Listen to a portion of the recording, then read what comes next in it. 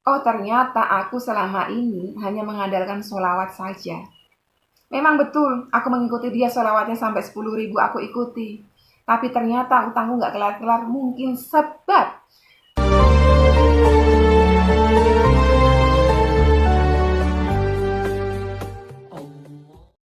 A'udzubillahiminasyaitonirrajim. Bismillahirrahmanirrahim. Alhamdulillahirabbil alamin. Wassalatu wassalamu ala asyrofil anbiya'i wal mursalin wa ala alihi washabbihi wattabi'in. Rabbi shrah li sadri wa yassir li amri wahlul 'uqdatam min lisani yafqahu qawli. Allahumma sholli ala sayyidina Muhammad wa ala ali sayyidina Muhammad. Assalamualaikum warahmatullahi wabarakatuh. Sobat Winner semuanya yang dirahmati oleh Allah Subhanahu wa taala dimanapun berada. Semoga sobat Winner semuanya selalu sehat walafiat, selalu dalam lindungan Allah Subhanahu wa taala. Dilimpahi oleh Allah rizki yang halal, yang berkah, yang thayyib, yang manfaat untuk sobat Winner dan juga orang-orang di sekitar. Semoga sobat Winner semuanya mungkin saat ini sedang diuji dengan sakit, Allah segera angkat penyakitnya. Allah gantikan dengan kesembuhan, kesehatan, keselamatan, dan juga panjang umur. Semoga sobat Winner semuanya saat ini mungkin masih memiliki amanah-amanah hutang, riba maupun non-riba.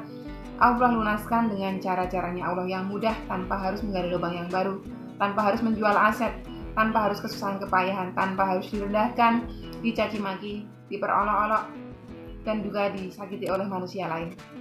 Semoga sobat Winner semuanya saat ini masih belum memiliki pasangan hidup, Allah segera akan bertemu dengan jodoh yang terbaik dari sisi Allah Subhanahu wa taala.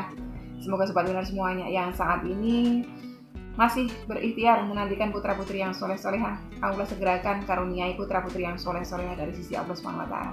Semoga sobat Winner semuanya saat ini sedang menghadapi kesulitan-kesulitan, Allah bukakan pintu-pintu kemudahan, dan yang sedang bersedih hati Allah jadikan kebahagiaan. Semoga sobat Winner semuanya yang masih berkutat di dalam dosa riba, Allah segerakan sentuh hatinya dengan hidayah sehingga berhijrah dari riba. Dan untuk sobat Winner semuanya yang saat ini sedang berhijrah, semoga Allah kuatkan, Allah istiqomahkan di jalan Allah. Amin amin ya rabbal alamin. Masya Allah, tabarakallah. Ini pagi-pagi sekali, alhamdulillah Allah berikan nikmat sehat, nikmat bisa melihat, nikmat bisa bernafas, nikmat semua nikmat yang Allah karuniakan kepada kita harus terus kita syukuri.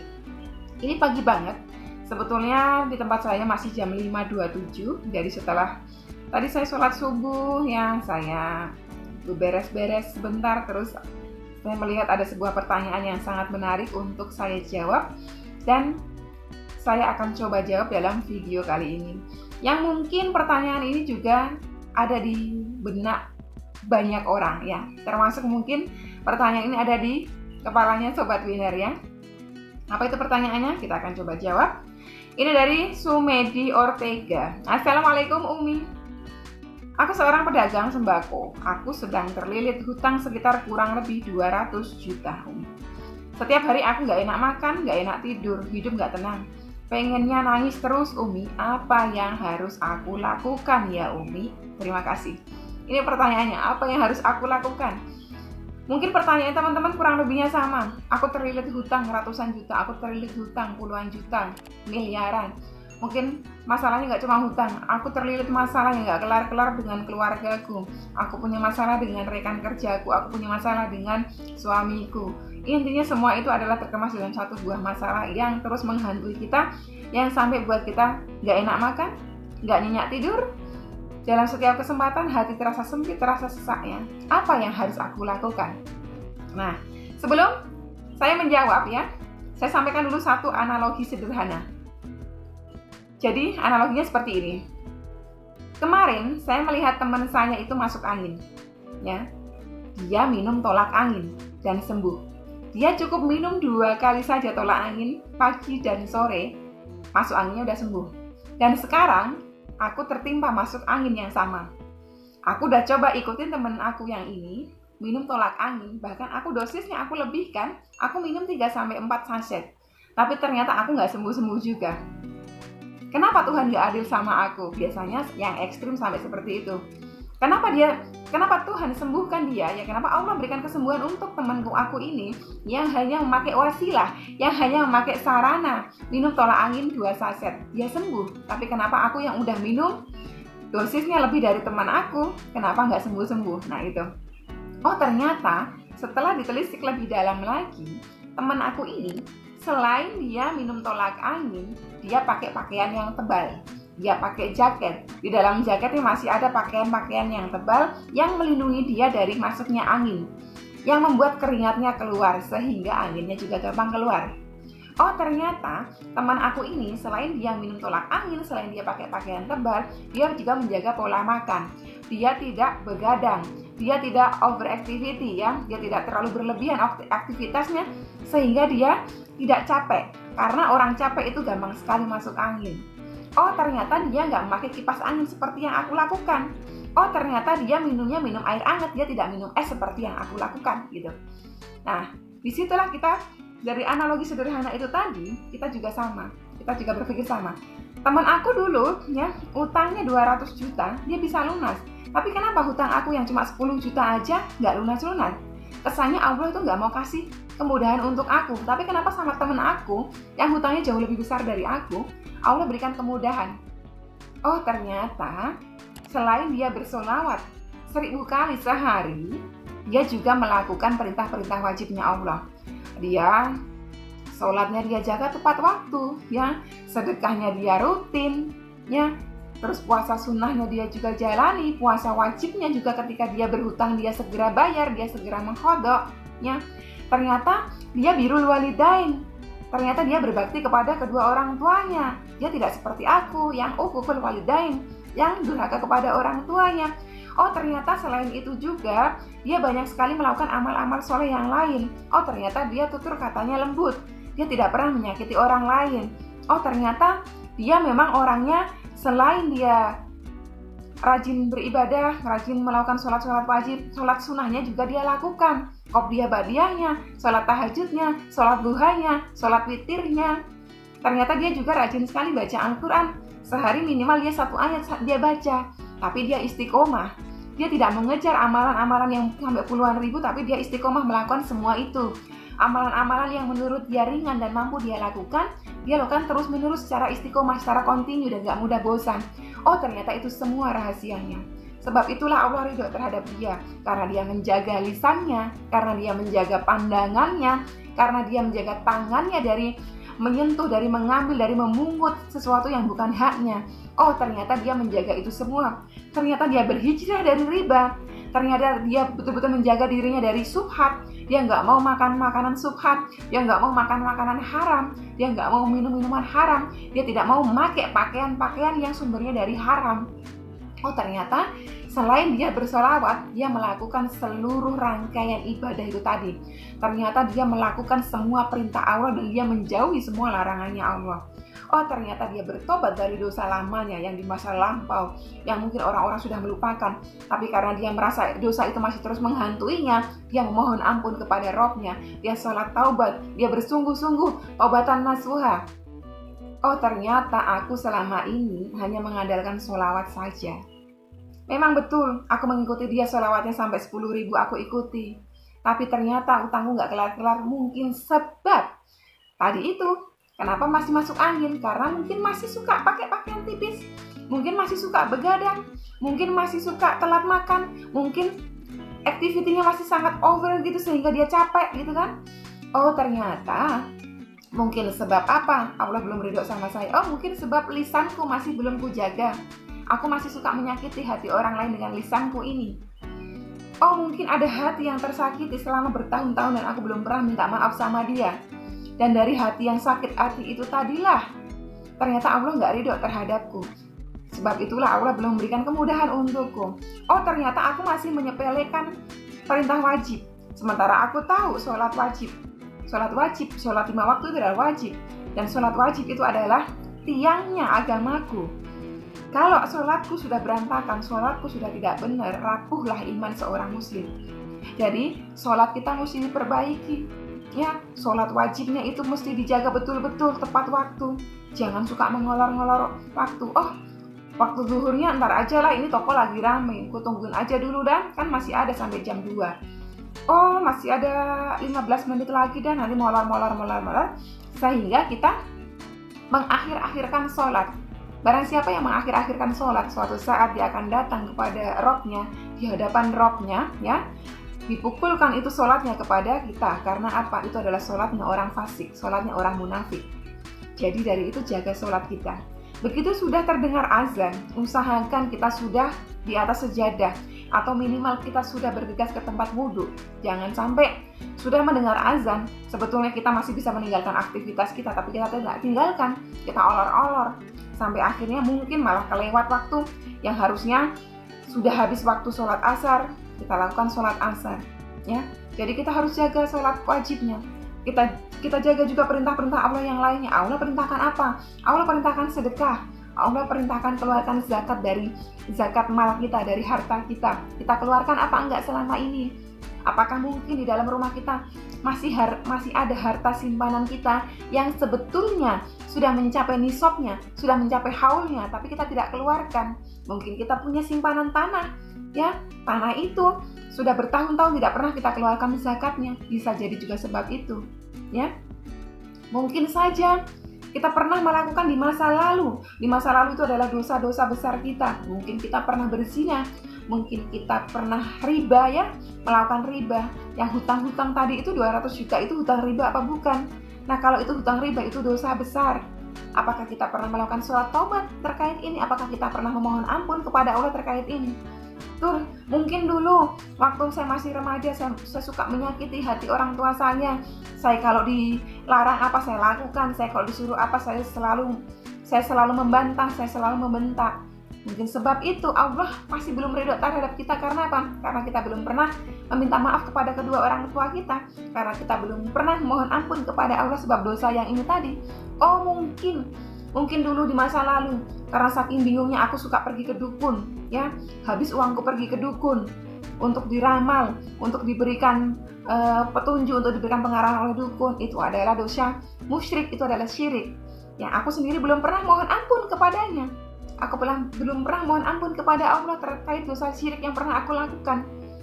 Mungkin di dalam rumah aku masih ada benda-benda musyrik pemberian si dukun itu tadi, sehingga malaikat pembawa rahmatnya Allah tidak mau turun ke dalam rumahku. Yang harusnya malaikat membawa rahmat Allah itu membawakan rahmatnya Allah, membawakan kemudahan-kemudahan untuk permasalahan aku, tapi karena masih ada benda-benda itu tadi, mungkin dulu dikasih cincin sama si dukun, mungkin dulu dikasih batu-batu akik sama si dukun, mungkin dulu pernah mempercayai karena pengen dagangan sembakonya tadi laris, mungkin pernah datang ke seseorang yang katanya bisa memberikan tasbih, yang tasbih itu diberikan doa-doa karomah, dan kita beli dengan mahar-mahar tertentu. Terus akhirnya kita beranggapan bahwa kekuatan itu datangnya dari si tasbih, itu bukan dari Allah. Itu musyrik juga, gitu. Jadi jangan salah. Jangan hanya karena terkecoh bahwa ini tasbih, ini sudah dibacakan doa-doa oleh para ulama, oleh para kiai. Tasbih ini akan membuat daganganmu laris. Jadi kita bawa tasbih itu kemana-mana. Setiap kali berdagang di pasar kita bawa, setiap kali bekerja kita bawa, setiap kali kemana kita bawa, dengan harapan rezekinya Allah akan begitu lancar diberikan karena sebab tasbih ini, ya. Jadi kita menganggap nanti kalau misalnya ketinggalan tasbihnya itu kita udah kelimpungan, seolah-olah Allah tidak berada di sisi kita, seolah-olah Allah tidak punya kekuatan memberikan rezekinya untuk kita kecuali lewat tasbih itu. Kita beranggapan bahwa kekuatan itu sumbernya dari tasbih itu juga adalah musyrik, itu adalah syirik, itu dosa besar nomor 1. Apakah kita sudah bertaubat dengan dosa-dosa itu? Nah, jadi itu semuanya teman-teman semuanya, ya. Kenapa masalah-masalah kita belum kelar? Apa yang harus aku lakukan? Itu semuanya kita harus lakukan muhasabah diri. Kita harus koreksi diri. Ada apa dalam diriku? Ada dosa apa dalam diriku? Mungkin sebab dosaku terlalu banyak, sehingga rahmat Allah tidak mau turun kepadaku. Sehingga ketika rahmat Allah mau turun, mental terus karena ada hijab yang menghalang, ya. Mungkin sebab aku sering menyepelekan sholat. Mungkin sebab aku di rumahku itu ada Al-Quran tapi nggak pernah aku baca. Mungkin sebab pernah ada rasa sakit hatinya orang tuaku sehingga itu menyebabkan ketidakridhoannya Allah terhadapku. Mungkin sebab dulu waktu SMA aku pernah membuli temanku karena dia gendut mungkin, karena dia hitam mungkin, karena dia keriting mungkin. Yang itu semuanya Allah nggak ridho, sebab itu semuanya adalah ciptaannya Allah. Aku menghina ciptaannya Allah. Mungkin pernah aku tanpa sengaja memang nyakitin hati temanku dan aku belum pernah minta maaf sampai sekarang, dan temanku masih sakit hati sehingga Allah tidak ridho terhadapku. Nah, jadi itu semuanya kita harus muhasabah diri. Kita harus koreksi diri kita. Mungkin memang sholawatku udah puluhan ribu kali, tapi lisanku masih suka menggunjing, lisanku masih suka mencemooh, lisanku masih suka mencela. Hatiku mungkin masih dengki. Aku mungkin baik sama orang tuaku, jadi kalau gajian aku kasih orang tuaku. Tapi kepada mertuaku aku hitung-hitungan, aku pelit. Sedangkan mertuaku sendiri itu sampai kapanpun, ketika aku sudah cerai dengan putranya sekalipun, mertuaku itu masih menjadi waliku, masih menjadi orang tuaku. Itu semua yang harus kita sadari. Di dalam diri kita ada dosa apa? Kalau kita sudah menyadari dalam diri kita ada dosa, segeralah bertaubat, sobatku ya. Sobat winnerku semuanya, segeralah bertaubat. Mohon ampun sebanyak-banyak kepada Allah. Insya Allah, Allah pasti akan terus mengampuni dosa-dosa kita. Tidak ada istilah dosa kecil jika itu dilakukan secara istiqomah, dilakukan secara terus-menerus. Karena satu dosa kecil ya, Rasulullah bersabda, satu dosa kecil itu diumpamakan, dia akan menitik ke dalam hati manusia itu. Jadi semakin sering, semakin istiqomah dia melakukan dosa-dosa kecil itu, dosa itu akan menitik ke dalam hatinya. Satu hari satu titik, satu hari satu titik, satu hari satu titik. Yang lama-lama hatinya itu akan ditutup dengan titik hitam tadi itu. Sehingga kalau diumpamakan, ya dianalogikan sederhana, itu seperti pisau yang karatan, yang sudah sangat susah sekali diasah. Hidayah dari Allah itu masuk ke dalam dirinya itu susah. Ada orang memberikan nasihat, gak bisa masuk. Karena apa? Hatinya sudah dipenuhi dengan hasad, dipenuhi dengan dengki. Lihat tetangganya sukses, sakit hati ya. Lihat tetangganya bahagia, bisa bayar utang, dia nggak terima, dia sakit hati. Suka sekali menghasut, suka sekali memfitnah, suka sekali menggunjing, suka sekali berkata-kata yang menyakiti hati orang lain. Jadi lakukan muhasabah diri. Ya, dalam diri aku itu ada dosa apa sih sehingga rahmatnya Allah itu menghalang terus gitu. Apakah kita cukup dengan sholawat aja? Sholawat itu adalah ibadah sunnah, ya sunnah. Allah memang perintahkan itu, tapi itu adalah sunnah, bukan wajib. Yang wajib-wajib yang kita harus perbaiki. Sholat wajib kita, ya, zakatnya wajib kita, puasa wajib kita. Akankah kita tinggalkan terus-menerus, gitu kan? Kalau misalnya sholat aku udah bagus, gitu kan, aku rajin sedekah, aku sudah berzakat, gitu kan, aku juga menjaga lisan, gitu kan, aku juga udah sholawatan 10.000 kali, kenapa Allah masih belum tolong? Nah, kalau kita sampai sudah berpikir seperti itu, sesungguhnya di dalam pikiran itu, di dalam ucapan itu, kita sedang berdosa. Kita sedang berdosa karena berburuk sangka kepada Allah. Udahlah, kita nggak usah berburuk sangka kepada Rob kita, atau berburuk sangka kepada makhluk lain. Kita sebaiknya berburuk sangka kepada diri kita sendiri. Oh, mungkin sebab dosaku yang masih banyak mungkin belum diampuni oleh Allah. Oh, mungkin aku ingat-ingat dulu ya, mungkin di masa lalu memang aku terlalu sadis mulutku, sehingga banyak sekali mungkin hati-hati yang tersakiti, yang aku sendiri sampai bahkan mungkin sekarang udah lupa gitu kan. Oh, mungkin sebab dulu aku meninggalkan sholat, sebaiknya aku mengqadha sholatku sekarang. Oh, mungkin sebab dari mulai akil balik banyak sekali puasa sunnah, puasa wajib yang aku tinggalkan, sebaiknya sekarang aku mulai mengqadha, membayarnya gitu. Jadi kalau kita terus muhasabah diri, kita terus koreksi diri, kita tegakkan sholat kita ya, kita jaga betul-betul tepat waktu. Setelah kita sholat wajibnya kita lakukan, sholat sunnahnya juga kita lakukan. Kita selalu baca Al-Quran setiap hari, minimal 1 ayat kita baca. Karena dalam 1 ayat itu ya, dalam 1 huruf saja itu mengandung 10 kebaikan. Bagaimana kalau kita baca sehari 1 ayat, sehari 10 ayat, sehari 1 juz gitu kan? Kebayang berapa kebaikan yang Allah berikan kepada kita. Jadi kita terus muhasabah diri, kita terus lakukan. Apa sih yang jadi perintah wajibnya Allah? Selain sholat, oh puasa, selain puasa, oh zakat. Oh apalagi sih Allah perintahkan setelah wajibnya aku tunaikan dengan betul-betul, aku jaga dengan betul-betul, apa sih yang harus aku lakukan lagi? Oh ternyata masih banyak ibadah-ibadah sunnah lainnya. Kita ikuti sunnahnya Rasul kita ya. Kita jaga lisan kita berbakti kepada kedua orang tua. Oh ternyata aku tuh susah sekali kebuka karena aku masih bohongin suamiku gitu. Aku punya hutang sekian puluh juta, sampai sekarang suamiku nggak tahu. Aku simpan bertahun-tahun. Nah, bisa jadi sebab itu juga Allah nggak ridho terhadap kita karena kita membohongi suami kita, ya. Karena ridho Allah ada pada ridho kedua orang tua dan juga ridho pada ridho suami kita. Jadi kalau suami kita bohongin terus-terusan, jangan berharap ridhonya Allah bakal turun kepada kita. Jangan berharap utangnya teman-teman itu bakalan lunas dengan sendirinya hanya karena mendapatkan sholawat. Sholawat itu salah satu wasilah kita mohon pertolongannya Allah. Sholawat itu salah satu wasilah supaya Allah ridho terhadap kita. Tapi kita juga jangan melupakan mengenai ridho tadi, ridhonya orang tua, ridhonya suami, ya, ridhonya keluarga, bahkan anak juga, anak sama. Kalau kita terlalu sering menyakiti hati anak juga, anak itu sakit hati, anak itu memendam, itu menjadi juga ketidakridhoannya Allah terhadap kita. Jadi banyak sekali yang kita bisa lakukan. Mengenai pertanyaan tadi, apa yang saya harus lakukan? Pertama, perbaiki dulu sholatnya, ya. Ketika sudah terdengar azan, apakah kita sempat-sempatin diri untuk mendengarkan azan itu? Apakah kita menyempatkan diri untuk menjawab panggilan azan itu? Tidak kan? Selama ini apa? Kita sibuk dengan pekerjaan kita sibuk dengan dagangan kita sibuk dengan anak kita sibuk dengan pasangan hidup kita. Coba, ketika terdengar azan, stop semuanya, stop. Dengarkan azan. Setelah muazzinnya melafadzkan lafaz azan, kita ikutin. Setelah selesai kita baca doa. Setelah itu langsung kita bergegas menuju tempat wudhu, langsung di atas sejadah. Jadi kita langsung sholatnya tepat waktu. Setelah sholat itu, apakah kita sempatkan duduk untuk berzikir, ya? Untuk bertasbih, apakah kita sempatkan? Ataukah justru setelah Assalamualaikum warahmatullahi langsung pergi? Apakah mungkin seperti itu? Apakah kita tidak sempatkan dulu untuk berzikir lalu bermunajat kepada Allah? Sempatkan. Apakah ketika kita masih ingat kita masih punya hutang, kita sudah bayar hutang puasa kita?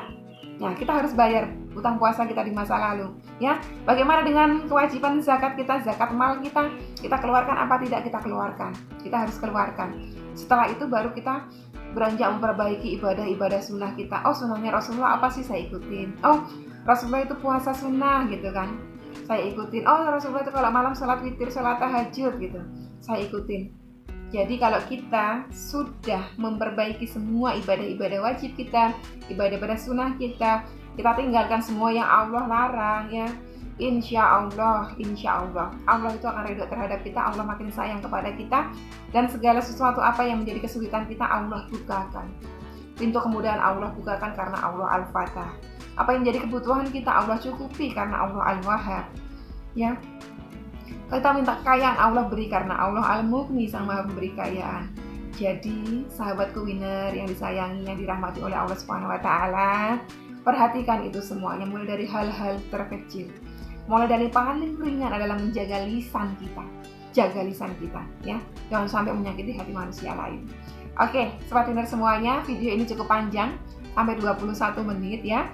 Semoga apa yang saya sampaikan ini teman-teman semuanya bisa pahami, bisa terapkan di dalam kehidupannya.